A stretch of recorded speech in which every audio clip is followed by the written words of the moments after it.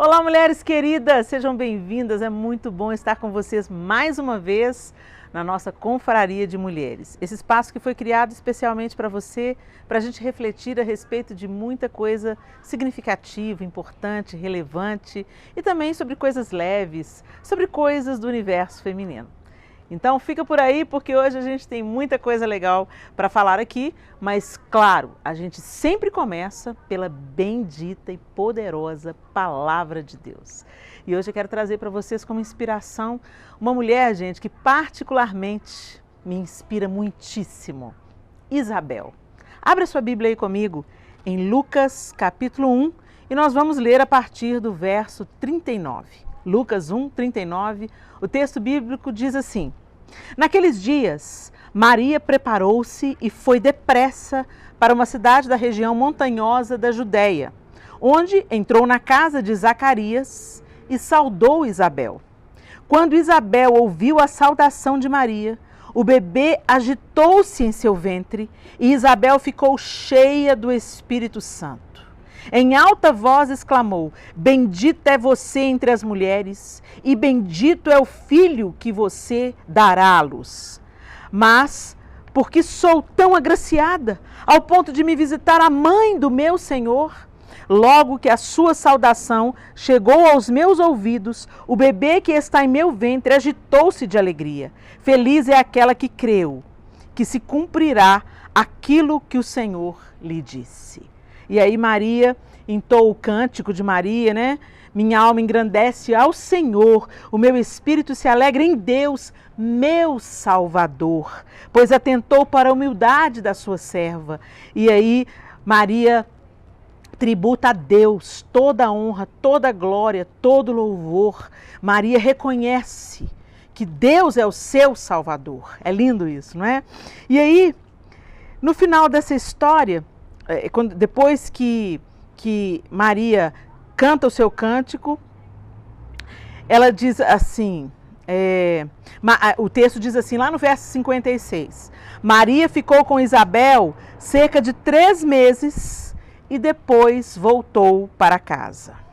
Gente, é lindo isso, porque quando a gente lê antes o texto de Lucas, descreve como Maria recebeu a anunciação de que ela estava grávida de Jesus, né? Que o Senhor tinha escolhido Maria para colocar nela a semente do Salvador, do Redentor, do Messias esperado de Israel.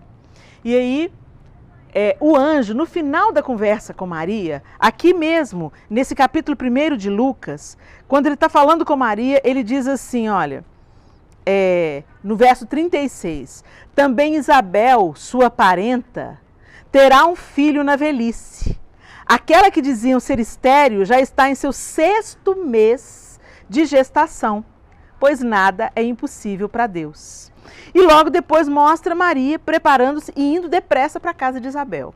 Eu, gente, particularmente acredito que aquela notícia chega para Maria, né, como uma bomba, gente. Envolve muito mais coisas, como a gente já falou aqui, envolve muito mais coisas do que simplesmente romanticamente estar grávida, né?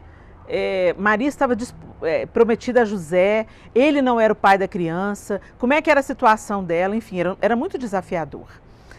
Mas o anjo dá uma dica para Maria.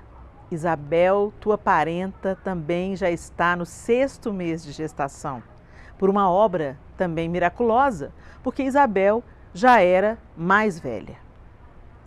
O que Maria faz? Maria vai depressa. O texto que nós começamos a ler hoje diz isso. Vai depressa para a casa de Isabel. Eu acredito que buscando respostas, buscando uma confirmação, buscando aconselhamento talvez, ou talvez apenas alento, alívio. Conversar com uma mulher que sabia o que estava acontecendo com ela, porque era uma mulher também que estava experimentando o milagre. E o lindo é que Isabel acolhe Maria. Assim que Isabel vê Maria, Deus confirma e aquieta o coração de Maria através das palavras de Isabel. Se Maria foi ali em Isabel buscar confirmação, ela encontrou. Se ela foi buscar consolo, ela encontrou. Se ela foi buscar instrução, Ela encontrou. E é tão interessante que o texto diz que ela já estava grávida de 6 meses, pelo que o anjo falou, e que Maria ficou com Isabel mais o quê? Mais 3 meses. Isso significa que Maria ficou com Isabel até se completarem os dias de Isabel. Gente, eu dava tudo para saber que conversa que essas duas estavam tendo. O que uma estava dizendo para a outra? O que Deus estava trabalhando ali, tecendo no coração de Maria através do conselho, da sabedoria, da experiência de Isabel? É lindo pensar nisso, não é? E o que me anima muito é que Isabel era essa mulher mais velha. Uma mulher mais velha que entendia o caminho do milagre. Uma mulher que estava adiante, um passo adiante de Maria, dentro da sua gestação, dentro daquilo que simbolizava tudo aquilo, uma manifestação sobrenatural do Altíssimo, um cumprimento de uma promessa.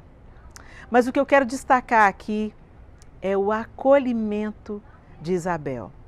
Maria sabia que podia encontrar na sua parenta uma palavra de ânimo, uma palavra de alento, uma palavra profética, uma palavra de esperança, uma palavra de encorajamento, a confirmação de que Deus estava fazendo algo fora da caixa, fora daquilo que a gente pode produzir. Deus estava fazendo algo sobrenatural. E é tão lindo que a gente vê exatamente isso sendo expresso através das palavras de Isabel. O texto diz que assim que Isabel olhou para Maria, o bebê em seu ventre se agitou. E ela proclama, com a sua boca, ela proclama: bendita, você é filha, você carrega o Salvador no seu ventre. O que eu fiz para merecer isso? A visita daquela que carrega o meu Salvador, quer dizer, o Salvador de Isabel, o Salvador de Zacarias e certamente também o Salvador da própria Maria, o Salvador de José, o Salvador de toda a humanidade. É tão lindo, gente, que Deus poderia ter feito tudo absolutamente sozinho. Deus poderia ter feito Jesus surgir no planeta, mas Deus planta a sua semente no ventre de uma mulher, como se quem quisesse resgatar, de novo a nossa feminilidade. Se lá no Éden o pecado entrou por uma mulher, aqui, na chegada do Messias, foi por uma mulher que entrou o Salvador, o Redentor da humanidade. Não é lindo isso? E Isabel se coloca então aí como essa mulher mais velha, essa mulher onde Maria foi buscar acolhimento e encontrou, buscar esperança, ânimo e encontrou, buscar ensino e encontrou. Será que nós somos essas mulheres? Gente, a palavra Ezer, que é dita lá em Gênesis, far-lhe-ei uma auxiliadora, far-lhe-ei uma Ezer, que lhe seja idônea. Ezer é a palavra usada para designar a mulher, mas também a mesma palavra é usada para designar o próprio Deus, outras 16 vezes no Antigo Testamento, usada para designar auxílio militar. Então esse auxiliar aí não é de segunda categoria.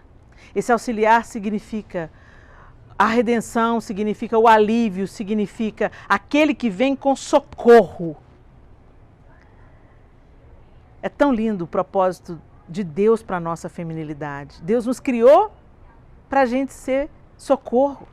Deus nos criou para a gente ser parte da solução e não parte do problema.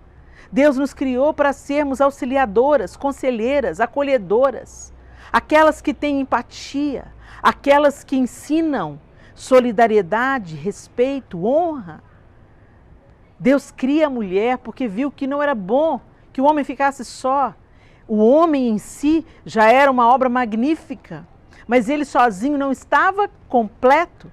E Deus então cria a mulher, não para concorrer, não para disputar poder com o homem, de maneira nenhuma, mas para que os dois, um ao outro, se fortalecessem, um ao outro se cuidassem. Nós mulheres temos tantas coisas, mas nos falta muitas que os homens têm.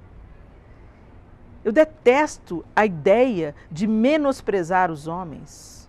Eu detesto a ideia de disputar poder com os homens, porque eu conheço de perto homens extraordinários, sou casada com um homem extraordinário, um homem que entende o que é proteger sem abusar, um homem que entende o que é promover, encorajar. E é tão lindo isso, porque a gente sabe também que na formação desse homem tem uma mulher por trás disso. Uma mãe que ensinou a esse homem a respeitar, a honrar, a olhar a mulher com olhos dignos. Se a mãe e o pai ensinam a criança no caminho que eles devem andar, e isso envolve como ele deve tratar uma mulher, uau, isso é lindo demais. Mas hoje, ao invés de nós estarmos nos debruçando sobre a educação dos nossos filhos, ensinando a próxima geração aquilo que Deus instituiu, muitas vezes nós estamos medindo força, medindo poder e muitas vezes desfigurando um ao outro para o filho. Que Deus tenha misericórdia de nós. Eu quero te encorajar. Busque em Deus ser a plenitude daquilo que Ele criou para a nossa feminilidade. Que você seja, como Isabel, parte da solução. Que você seja encorajadora, inspiradora. Que você seja aquela que levanta, aquela que instrui, que ensina, que consola, que abraça, que é empática, que se coloca um pouco no lugar de outra mulher, que se coloca um pouco no lugar de outro homem. Que a gente trabalhe para ver estabelecida a vontade de Deus. Que a gente seja humilde, simples. Que Jesus nos ensine essa jornada. Amém? Isabel inspira tanto. Que outras Isabéis sejam levantadas, né? Ou Isabels, sejam levantadas na nossa geração. Que outras mulheres mais velhas encorajem as mais novas. Que aquelas que já percorreram um trecho da estrada, deixem o caminho livre para que outras venham após ela. Que a gente deixe um legado de coragem, um legado de força e não de disputa, não de comparação. Isabel não estava disputando com Maria. Isabel estava acolhendo Maria, Isabel estava afirmando Maria. Isabel estava ensinando a Maria. Eu volto a dizer, esses 3 meses, foi um cuidado de Deus. O anjo do Senhor não precisava de ter contado a novidade a Maria. As duas não moravam perto, uma morava em Nazaré e a outra morava nas montanhas da Judéia. Mas Maria viajou até lá, Maria foi até a casa da prima. Por que ela foi? Porque o anjo disse, Isabel, tua parenta, também está grávida. Já sendo idosa, ela também está experimentando o milagre. Só faltou o anjo dizer, vai lá, Maria. Vai lá porque Deus quer te ensinar através da vida de Isabel. Vai lá porque Deus quer te fortalecer através da vida de Isabel. E nesse tempo que Maria passou ali na casa de Isabel e Zacarias, eu tenho certeza que ela foi ensinada, que ela foi preparada para aquilo que iria vir, que ela foi fortalecida na sua missão tão difícil de dar a luz ao Salvador do mundo. E não apenas dar a luz, mas dispensar a Ele seus cuidados. É linda essa história, não é verdade? Então que você se levante nessa geração também, como a mãe Isabel nos nossos dias. Que a sua casa seja um lugar de abrigo, seja como a casa de Isabel, um lugar onde a esperança é propagada, um lugar onde há acolhimento, um lugar onde há conselho, onde há ensino, onde há sabedoria. Amém? Aleluia! Agora falando em sabedoria, vamos para o conselho profissional de hoje. Quem tem para hoje para trazer para a gente conselho é o Diogo Gonçalves, o nosso querido consultor de finanças. Diogo, a pergunta de hoje, olha só, como fazer para recuperar meu score depois de ter passado anos com o nome sujo? Tem jeito, Diogo? A pergunta de hoje é de uma pessoa que está endividada, né? Dizendo como fazer para recuperar meu score depois de ter passado anos com o nome sujo. Você vai precisar de outros anos com o nome limpo para recuperar seu score. Não tem nenhuma fórmula mágica a não ser pagar suas contas em dia, não dever a ninguém, principalmente as instituições financeiras. Quanto mais pagar à vista, melhor. Quanto mais ganhar e quanto mais gerir melhor o seu dinheiro, quanto mais investimentos você fizer, quanto mais saldo, renda você tiver, melhor vai ser o seu score. É fato que o nosso score, que é uma medida que o Serasa, as empresas que colocam o nosso nome, né, sujo ou limpam o nosso nome, essas empresas elas nos medem, os bancos nos medem pelo nosso potencial de pagamento, nossa capacidade de pagar as contas ou não. Então, se eu deixei de pagar a conta, eles me classificam, diminuem o meu score, consequentemente, diminui eles dizem que eu não tenho chance de pagamento e com isso meu limite de crédito nos bancos fica pior, fica menor. Custa mais caro, é uma bola de neve, né? A dívida custa mais cara e o meu prazo de pagamento é menor, minha parcela é menor, porque eles não confiam em mim. Então, para que você tenha um score alto, bom, você precisa de tempo e, sobretudo, de organização financeira, pagando todas as suas contas em dia, tendo dinheiro, tendo como poupar. É isso. Valeu! Aí, Diogo, muitíssimo obrigado. Que boa notícia! A esperança, a recomeço. Obrigada pelo seu ensino. Muito obrigada mesmo, Diogo. Seus conselhos são preciosíssimos e eu oro para que essas mulheres estejam aprendendo com você e reorganizando a vida financeira. Amém? Muito bem, pessoal. Então agora nós vamos para as dicas do dia. Tem dica boa hoje, então confere aí. Vamos lá? Olá, mulheres queridas, bem-vindas a esse momento só nosso para dicas para lá de especiais, para a gente aprender muita coisa boa umas com as outras. Então vamos lá. A gente sempre começa com uma dica de leitura, porque a gente acredita no desenvolvimento intelectual de cada uma de vocês. E eu quero sugerir um livro delicioso, que é esse livro aqui. Aceitam chá? Uma conversa entre amigas. Aceitam chá? Uma conversa entre amigas é o livro da Zoé Avilés. Eu penso que é esse o nome da autora, Zoé Avilés. Gente, eu ganhei esse livro de uma pessoa em uma ministração, ela me presenteou. E eu fiquei absolutamente deslumbrada com o estilo desse livro. É um livro que literalmente parece que a gente está tomando um chá com uma amiga. A Zoé, ela explorou muito uma linguagem intimista e que aproxima a autora do seu interlocutor. Então, eu quero encorajar você a adquirir esse livro. Ele é delicioso, fácil de ler, recheado de experiências que edificam muito a gente. Então, eu quero deixar essa dica para vocês, tá bom? Eu vou ler a contracapa, como eu sempre faço, né? Aceita um chá? Uma conversa entre amigas. É fruto do desejo de compartilhar sobre a razão pela qual a mulher foi criada e qual o seu papel neste mundo, à luz do que Deus pensa. Baseado em princípios bíblicos e com referências de outros autores, o livro busca, de forma simples, como num bate-papo, animar as mulheres a serem convictas, alegres, eficientes nas suas tarefas, independente das circunstâncias. Neste momento em que se fala tanto de empoderamento da mulher, a autora propõe uma vida sob a condução do Espírito Santo de Deus. Por ser escrito por uma brasileira, o livro fala a nossa linguagem. As pequenas histórias, poesias, cartas, bilhetes e receitas tornam leves os ensinamentos compartilhados. Os capítulos curtos e a simplicidade com que a autora discorre promovem uma leitura gostosa e agradável, fazendo com que o leitor se sinta próximo. O texto flui divertindo, emocionando e, acima de tudo, apontando para Deus. E literalmente, gente, foi essa a experiência que eu tive com a leitura desse livro sensacional.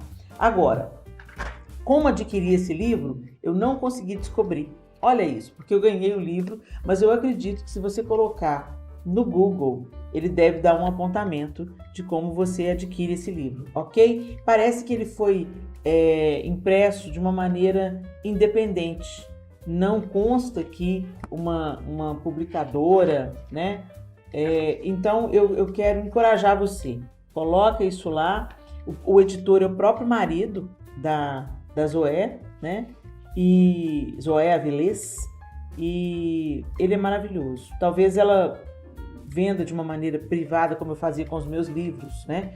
Então, anota aí o nome. Zoé Avilés, aceita um chá? Com uma interrogação, uma conversa entre amigas e parte para adquirir porque vai valer muito a pena. É um livro delicioso e que instrui muito a gente de um jeito super leve, tá bom? Eu indico para você ler e para você presentear uma amiga, com certeza. Muito bem, meninas. E a nossa segunda dica de hoje, além da dica de leitura, tem tudo a ver com higiene. O que eu tenho nas minhas mãos? Uma esponja. A esponja que normalmente a gente lava as vasilhas da nossa casa. Pois é, gente. Esse objeto tão comum para toda dona de casa pode se tornar algo extremamente prejudicial para a sua saúde. É isso mesmo. Alguns pesquisadores americanos, analisando a esponja que nós usamos para lavar as vasilhas, chegaram à conclusão de que uma esponja pequena assim, olha, pode ter 10 milhões de bactérias por centímetro quadrado de uma esponja. Por quê? Porque após uma semana de uso, o risco dela conter contaminação por micro-organismos é muito alto. Por quê? É a combinação da sujeira que penetra nas fibras da esponja mais a umidade. Então, o que fazer? Algumas recomendações para que a sua esponja seja devidamente higienizada e para que esses micro-organismos não sejam multiplicados aí. Às vezes a gente pensa que está lavando um prato, lavando um copo e na verdade a gente está contaminando os nossos talheres, os nossos pratos e copos, embora eles pareçam limpos aos nossos olhos. Então, olha, presta atenção nas dicas. Nunca deixe a esponja dentro daquele potinho. A gente tem normalmente, eu aqui em casa tenho, um potinho onde a gente guarda a esponja, não é isso? Pois é, nunca guarde ela ali com o restante de água e sabão. Para você colocar a esponja ali, ela deve estar seca, enxuta, ok?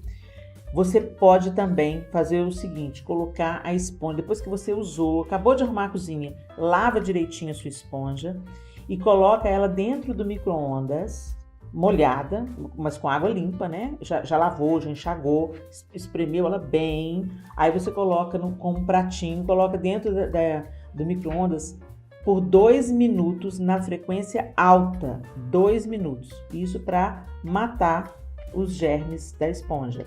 E também é recomendado que eu, por exemplo, faço isso. Eu uso o Lisoform, né? Ou Lysoform, não sei como é que pronuncia direitinho, mas eu uso esse produto bactericida para tudo. Eu uso no final, tudo, e eu deixo secar a esponja. Espreme bem, deixa secar. Você pode apertar com papel toalha para absorver toda a umidade.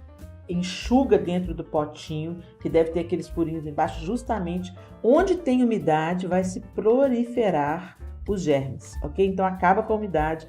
E a recomendação é trocar essa bonitinha aqui a cada 15 dias para evitar a contaminação dos seus talheres, das suas vasilhas, das suas panelas e tudo mais.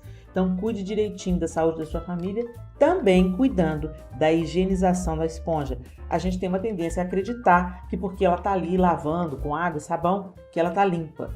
E não é assim. A sujeira que ela tira dos pratos, das panelas, penetra na fibra e como ela permanece úmida, os germes ali vão proliferando. Então vamos evitar isso, tá bom? Fica aqui a nossa dica e até a próxima semana, se Deus quiser. Acabou. Passou rápido hoje, não foi? Pois é, quando é coisa boa, passa rápido. Mas semana que vem, se Deus quiser, tem mais Confraria de Mulheres. Até lá, se Deus quiser.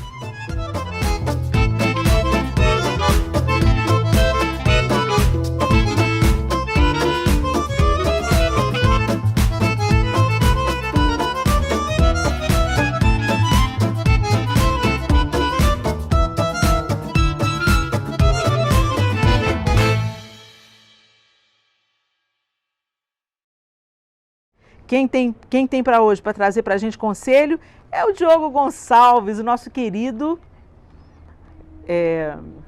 me faltou a palavra.